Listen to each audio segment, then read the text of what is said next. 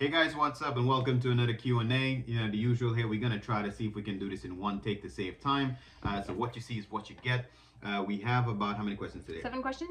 About 7 questions. We're going to try to bang through it, but Seven before we get into that, we also have to tell you, don't forget to like, subscribe, and do all that jazz. We almost at 700 subscribers now, so I think probably at the end of this video, you can help us cross that 700 mark.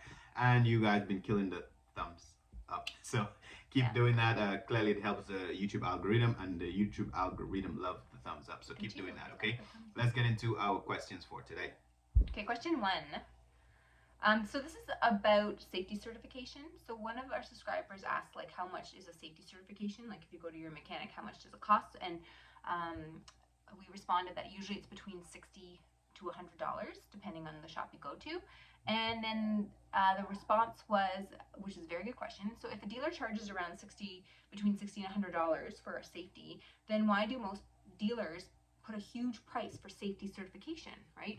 I'm looking for a used car, and most of the dealers are advertising safety certification for an additional $600 to $700. Is this just another ripoff? Should I try to get, is this just another ripoff, or should I try to get the certification myself instead of paying these fees? Your opinion would be really appreciated. So it's actually a really great question, and unfortunately a lot of people think it's a ripoff, but it's not. So I need you to just separate the two and understand the difference between the two.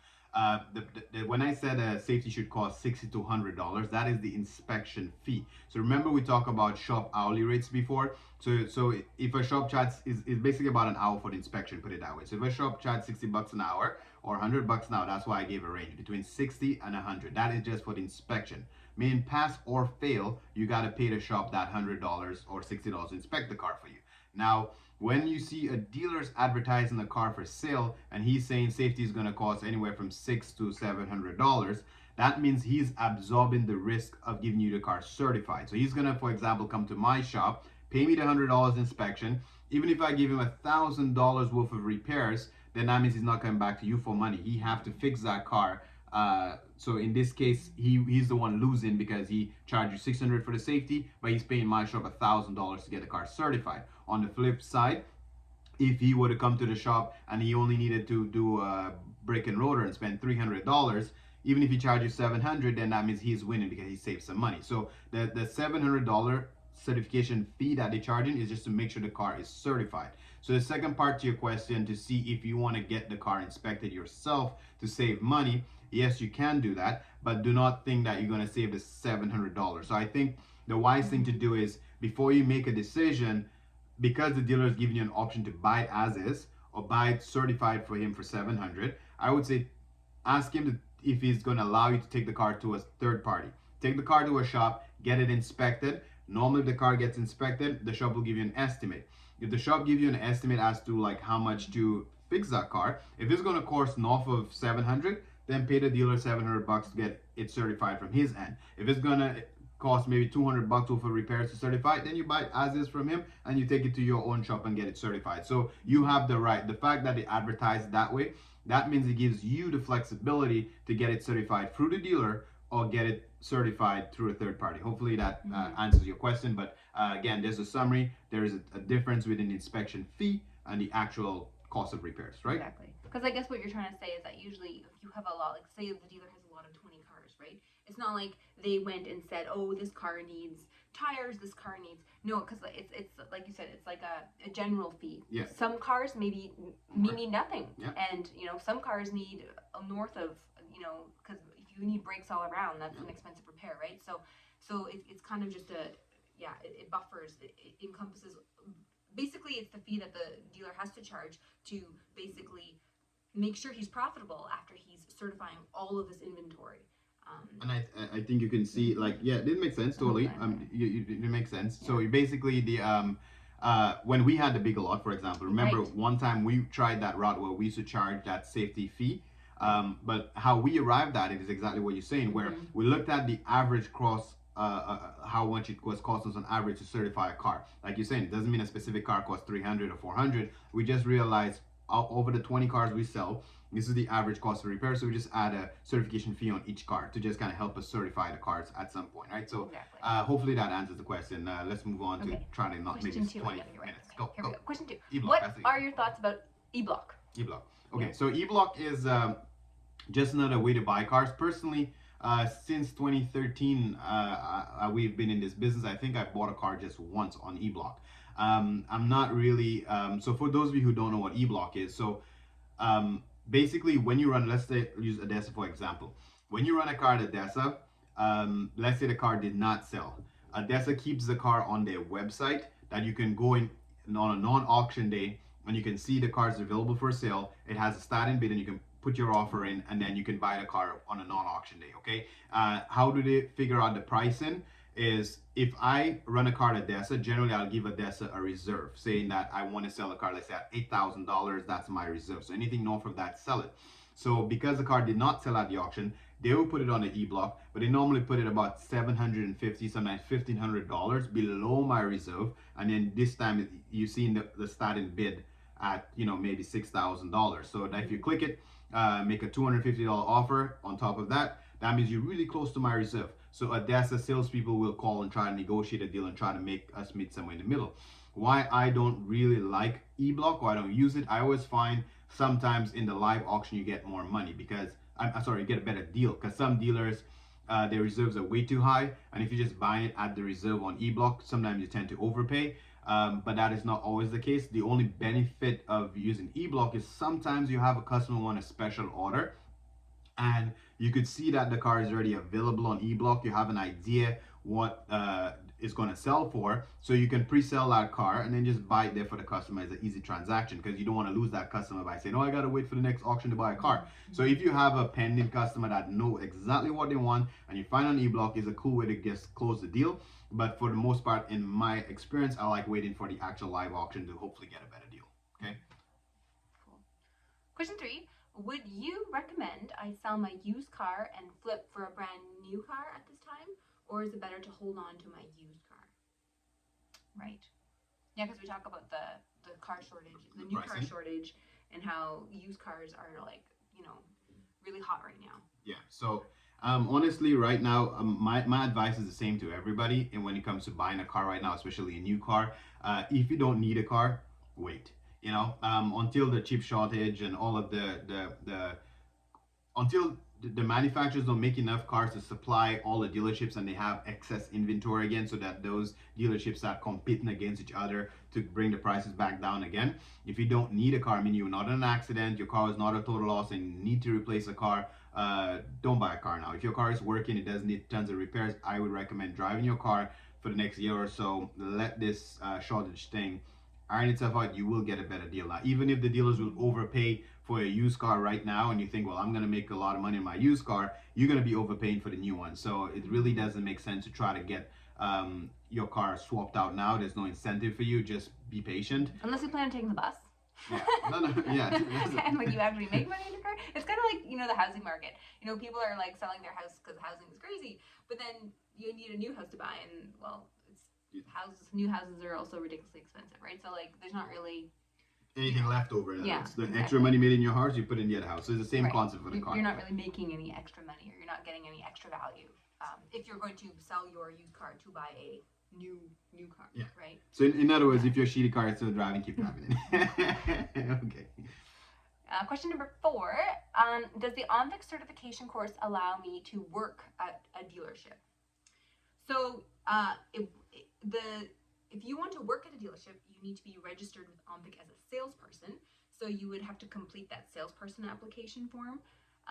And then part of that, yes, requires you to take the OMVIC certification course. So if you did the OMVIC certification course already, you basically now can complete your salesperson application at the OMVIC website. And yes, and then if you answer all the questions, then yes, you should be able to work at a dealership. Hopefully that answers that question. Right. Number 5, suppose we have a buyer. Is there any way we can buy a car and sell it to the buyer without putting my name in it? Or, let's see, my name. Or does the car have to be in my name and then I can sell it? Well, you can do whatever you want. That sounds very dodgy. Well, you can, but it's illegal. Okay, so in Ontario. In Ontario. Yeah, if you're in Quebec, do whatever you want. But But yeah, so in Ontario, like you can't do that. So basically, it's basically curbside, and that's how you're gonna get yourself in a lot of trouble. So the only way you can sell a car not in your name, meaning you bought the car privately, that means that person signed the back of the ownership, give it to you, and then now you give in the ownership. You didn't actually flip it in your name; you just kept the ownership sign, and then you sell it to a new customer, and then you just put it in their name directly. So it went from the person you bought it to the person you sold it, and you were a ghost. It never happened. So that's the way you can sell a car without putting your name on it. So that's what you're asking. But it is illegal to do so. You're going to be considered curbsiding, and you're going to end up in a lot of trouble if you get caught. If you are a curbsider trying to flip cars privately, but it is in your mind to become a dealer at some point, you don't want to get caught doing that kind of dodgy shit, because you will end up you forfeit your opportunity to get a license, right? They probably will not issue a license if they know you were doing that kind of stuff. So you can do it, but don't do it. It's not legal, okay? Yeah. A good one. Question number 6. When applying for a used car dealership license, let's say you send in your application, so I guess your business application in this case, and OMVIC is reviewing it. Does OMVIC need you to submit, or do they ask anything regarding the business plan? In other words, do you need to give them a business plan? So there is a section in the business application about your business plan. So you would have to, I guess, talk about the business plan doesn't have to be, I don't think they're looking for like, oh, I'm going to be marketing my cars and I have a whole they don't care. They really just want to know it.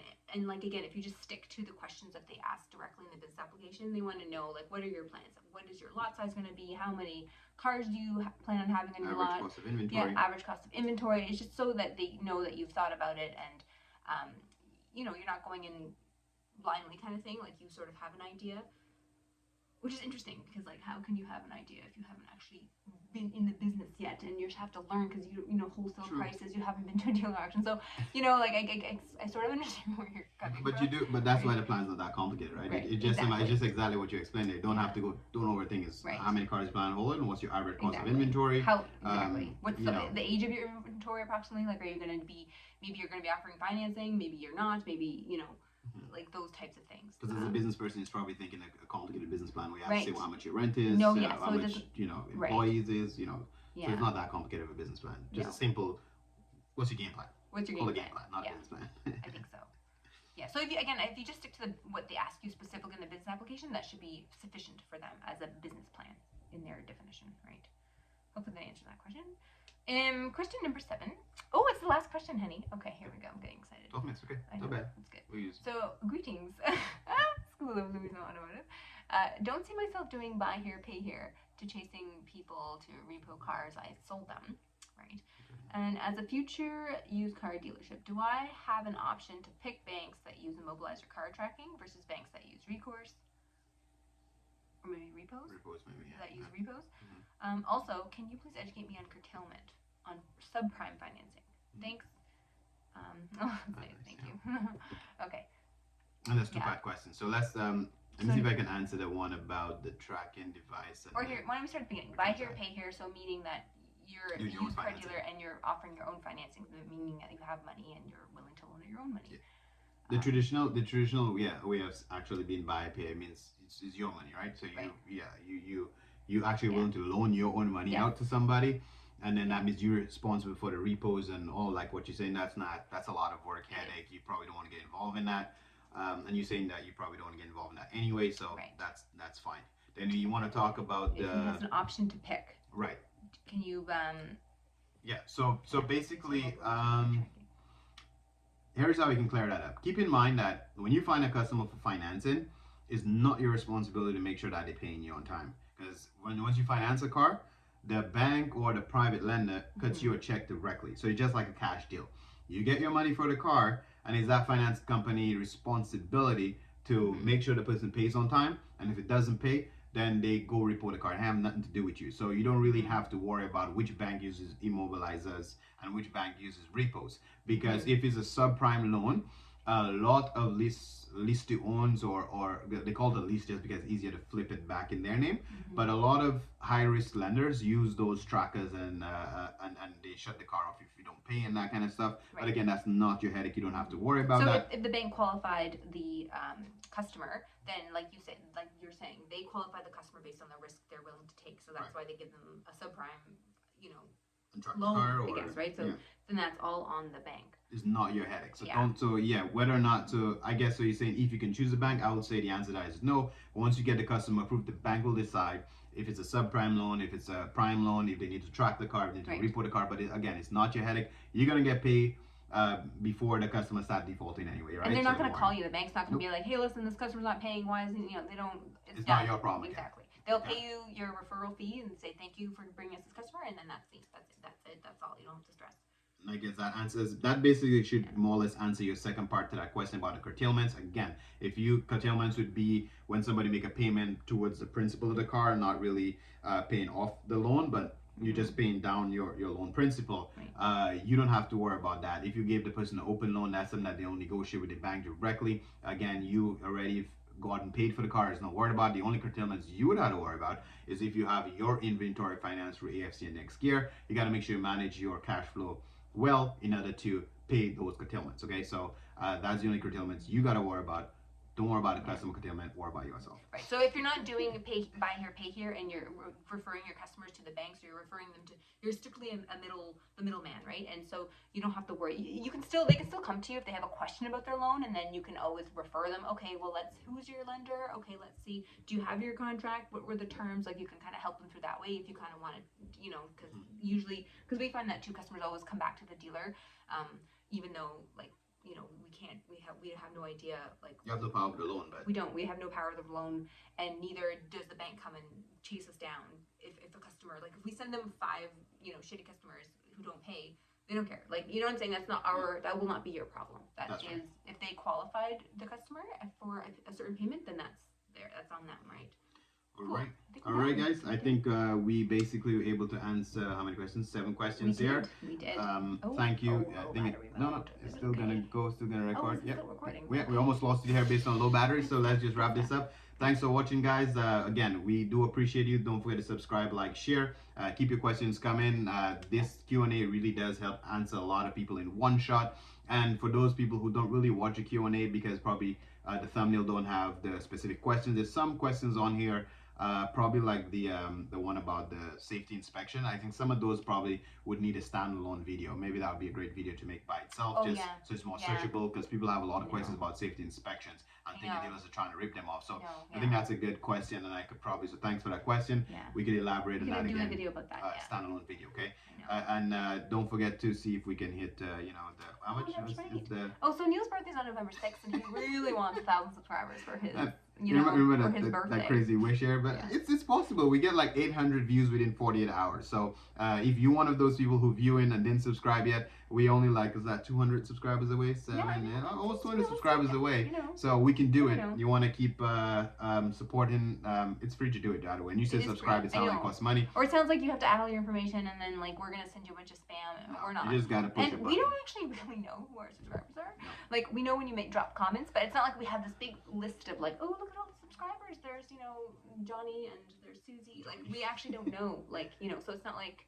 It's just a way for YouTube to know. Hey, keep showing the videos to other people. It literally just a number. So, maybe for all we know, YouTube could just be BSing us about like how many, and they're just controlling the number. Like, it's kind of like the COVID numbers. Yeah. Like, who really knows? Anyway. Let's end it on that case. We're going to die. Yeah, I know. All right, guys. Okay. Peace out. Thanks for watching. Okay.